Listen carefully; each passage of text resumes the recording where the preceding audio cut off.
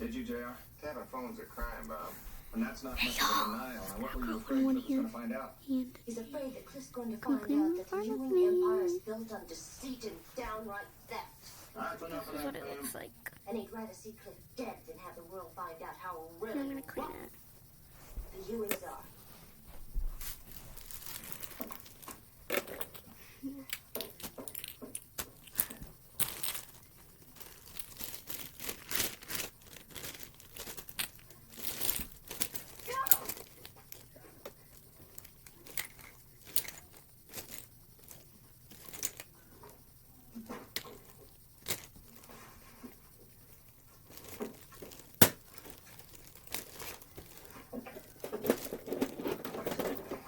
Maybe not, but it's what I need right now. First my daddy and now Cliff. Well, I don't know if I could be married to a Ewing. If Cliff is convicted, I don't know how. Can't live all this. What I need now is some time alone. Please let me have that puppy.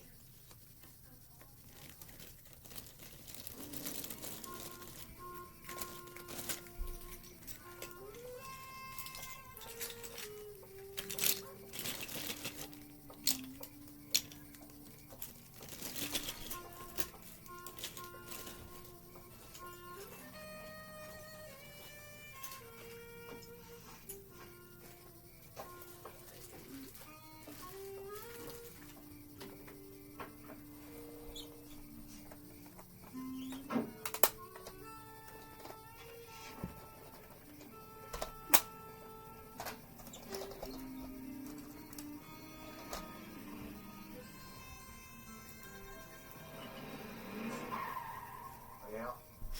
That's no loss. What kind of a man are you, boy? Cliff could go to jail, maybe even a death penalty. Well, he deserves it. Guilty. You don't believe that. It's all because you didn't want me and he did. Well, you believe what you want to, Ellie. All get together, they likes to have dinner on time. And I don't think it's proper that the mother of my unborn sons go all teary-eyed over a stranger she hardly knew.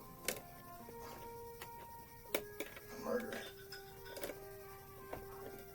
Next on Dallas, the conclusion of this week's story. What a good show, huh? Now, Where's your mother? in the other room. She doesn't want to watch your boring shows. She's so stupid. Where's your Jackie? I don't know. Playing his Oculus.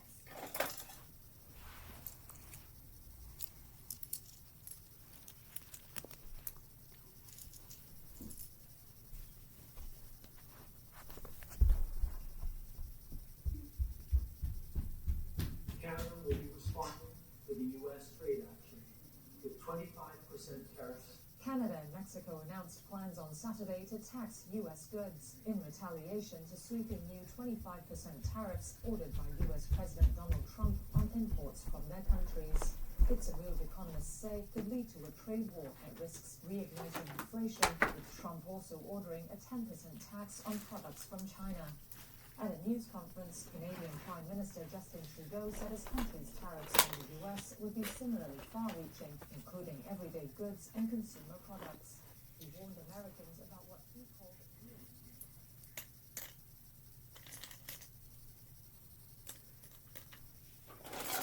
Hey y'all, today on the farm we're at the Headland Equipment Auction, the Deco Auction. This is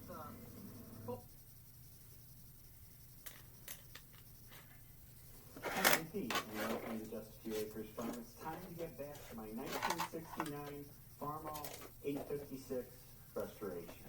Look at all these parts I've got hung up and painted.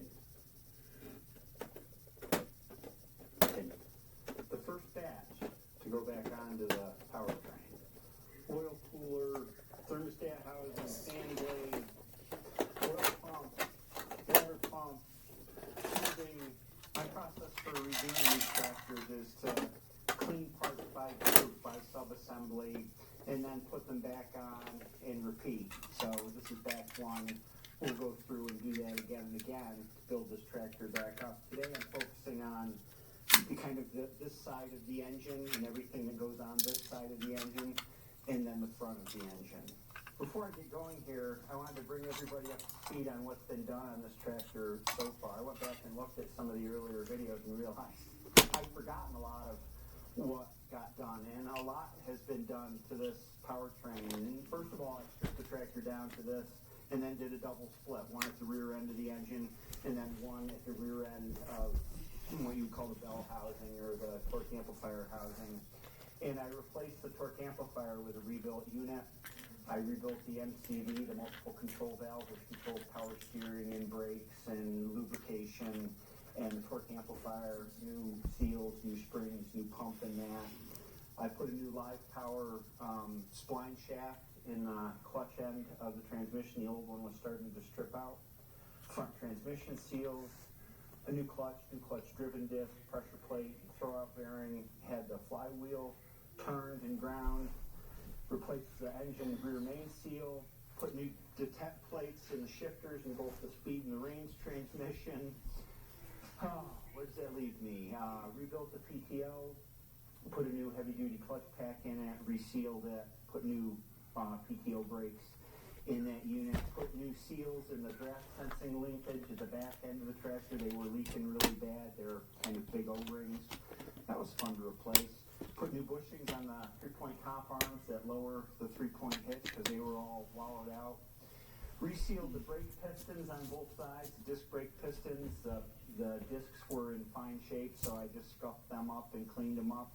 Removed the clutch pedal pin on that side because they always get worn down quite a bit. That was quite a job. I had to reach in all the way from the back of the tractor and get a wrench in there and take that pin out. And Dad built it up with weld and turned it back down on the lathe to the right size. So got that done. What else? Resealed the hitch hydraulic pump, took the hydraulic pump out of the rear of the tractor and replaced the O-rings on the suction tubes because they're known leakers where they come into the filter housing.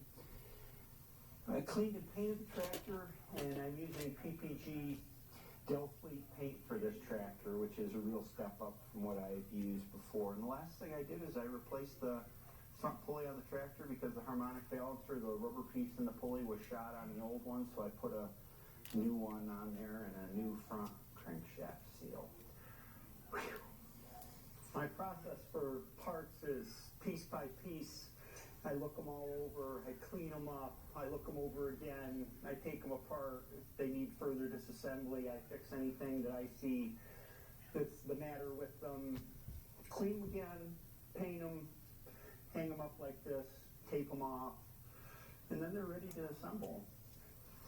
Piece one, what to do about the bolts when painting is always an issue, and whenever I can, I keep the bolts with the assembly, and these nuts are just ones that I grabbed out of the hardware bin, and they're not going on, but they hold everything in place.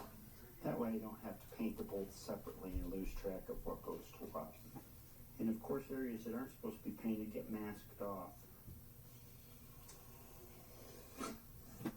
And this is a conversion gasket set for this engine. Conversion just means it's for the lower end of the engine, from the bottom of the head down, all the gaskets. I'm going to need quite a few out of this for this assembly. I just got to find the right ones. Oh, that looks like a winner.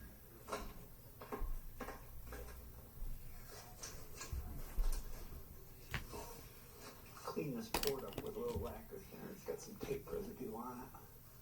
This is an oil pressure check valve, one of two in the oil supply system. It's just a spring-loaded plate in there that dumps oil when it gets above pressure set point.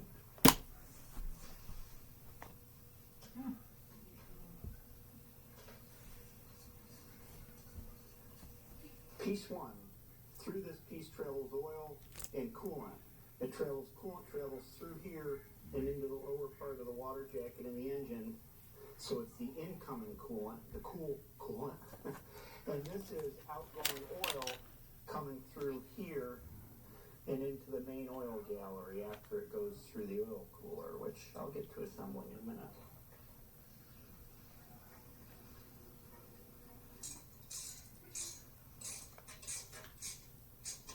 Next comes the oil pump, which gets mounted right here. You can see the camshaft back here. This drive here drives the pump.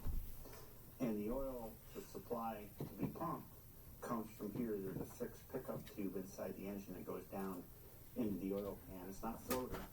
It's just an oil pickup tube. Pretty cool. You can see here the oil pump drive here. This is the camshaft running along here, and here's one of the camshaft lobes, and here's a lifter on the lobe right here. There's another lifter.